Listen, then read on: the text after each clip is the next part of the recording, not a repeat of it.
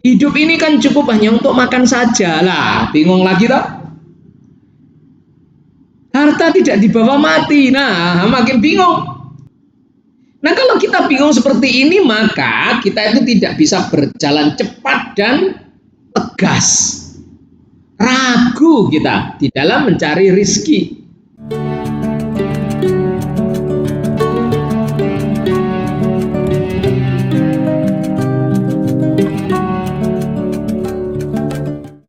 Assalamualaikum warahmatullahi wabarakatuh. Sahabat-sahabat semua, jumpa lagi dengan saya Jumalah Multazam di program NLP Nusantara. Untuk sahabat-sahabatku yang ada di seluruh Nusantara, Indonesia, Singapura, Malaysia.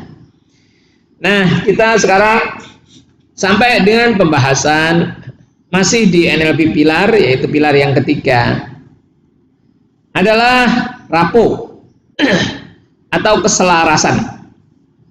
Kemarin kita sudah mendiskusikan tentang dua pilar ya. Pilar yang pertama adalah goal atau outcome. Pilar yang kedua adalah peka terhadap kemajuan proses. Apakah proses kita ini ada kemajuan atau tidak, itu kita harus peka. Efektif atau tidak, ya. Yaitu sensory acuity namanya kalau di dalam NLP aslinya. Di NLP Nusantara kita terjemahkan menjadi peka terhadap kemajuan proses. Sekarang kita akan bahas pilar yang ketiga, yaitu rapo ya. Apa rapo itu? Rapo adalah keselarasan, sahabat-sahabat. Keselarasan internal dan eksternal. Khususnya secara mental. Karena NLP ini adalah ilmu mental. Keselarasan internal itu apa? Keselarasan internal adalah, sahabat-sahabat, kemantapan hati, kebulatan hati. Di dalam pikiran internal kita ini sering ada pendapat tidak hanya satu. Tak kasih contoh ya. Uang itu sebenarnya baik apa enggak? Ada orang yang mengatakan uang itu baik karena bisa dipakai untuk berbuat kebaikan, untuk nyekolahkan anak, untuk berangkat haji, untuk sedekah dan seterusnya. Tapi pada sisi yang lain ada yang mengatakan juga uang itu bikin orang serakah. Uang adalah akar segala kejahatan. Ini kita kan bingung kalau nggak punya kebulatan ini.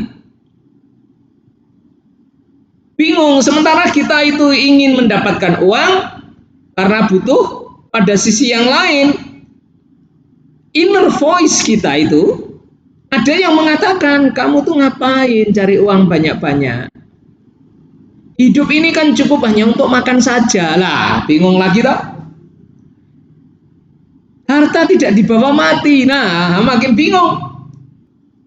Nah, kalau kita bingung seperti ini, maka kita itu tidak bisa berjalan cepat dan tegas.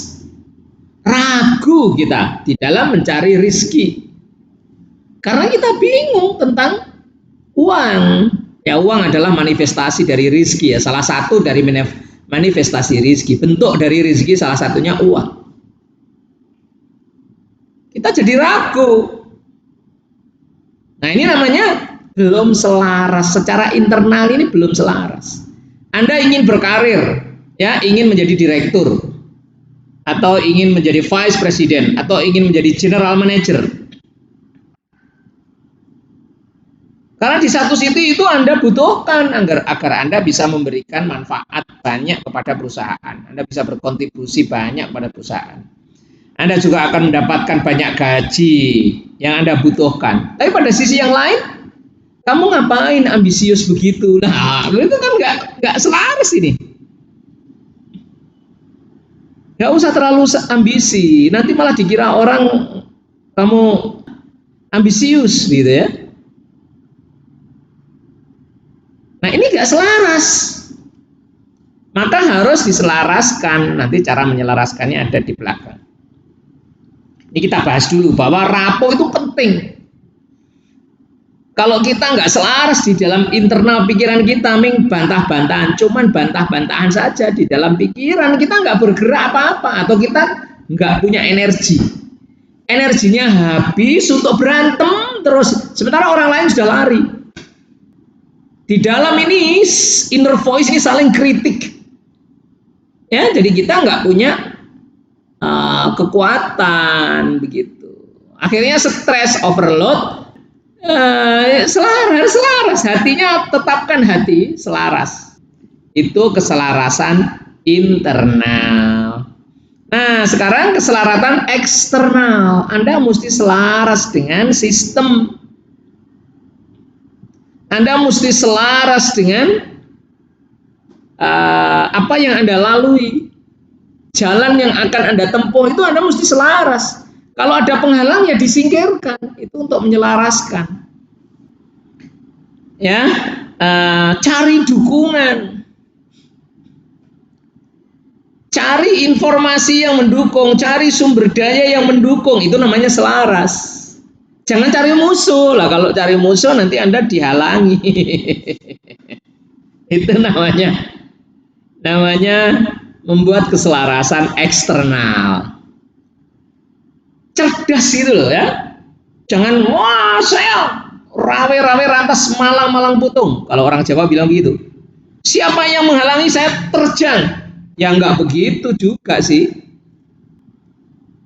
Jadi kalau ada penghalang ya singkirkan dengan cara yang bagus. Didekati bagaimana supaya dia bisa malah mendukung kita.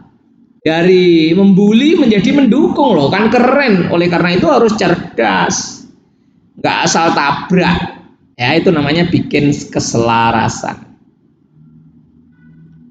bikin keharmonisan, tapi goal tetap dipegang, bukan ingin selaras terus kita melambat, enggak. Ada orang membuli, ada orang menghalangi, ada orang memusuhi, jadikan dia teman untuk mendukung Anda. Nah, memang PR-nya begitu. Bukan asal berani, enggak. Anda nanti akan tidak selaras dengan lingkungan. Nah, di NLP ini sangat penting keselarasan internal antara otak, perasaan ini harus sinkron supaya kita bulet. Pak, kalau nggak bulet gimana? Nanti ada terapinya di belakang ya. Kita ini bicara dulu, pokoknya kita itu pilarnya bulet. Bulet, terus kemudian selaras eksternal adalah cari dukungan, cari kemudahan, kumpulkan sumber daya sebanyak-banyaknya, cari jalan yang lebih mulus. Pak, mana ada jalan yang mulus? Kan selalu ada hambatan, hambatannya didekati supaya tidak menjadi hambatan. Kalau perlu jadikan pendukung. Itulah namanya rapo ya sahabat-sahabat ya. Sehingga setelah kita yang pertama adalah goal-nya sudah dibuat smart, specific, measurable, achievable, reason dan time bound atau timeline. Kemudian yang kedua, video sebelumnya adalah sensory acuity atau kita peka terhadap kemajuan perjalanan proses menuju goal. Dan yang sekarang harus dibangun keselarasan, baik keselarasan di dalam internal, dalam otak dan dalam hati kita, maupun keselarasan eksternal, membangun dukungan banyak orang. Bahwa tidak semua orang bisa mendukung Anda, ya, tetapi semakin banyak orang mendukung Anda, maka goal Anda akan semakin mudah diraih. Ya sahabat, demikian yang bisa saya share pada sesi ini, membuat keselarasan internal dan eksternal. Dan pada video berikutnya adalah pilar yang keempat. Ya, sampai jumpa lagi. Terima kasih. Assalamualaikum warahmatullahi wabarakatuh.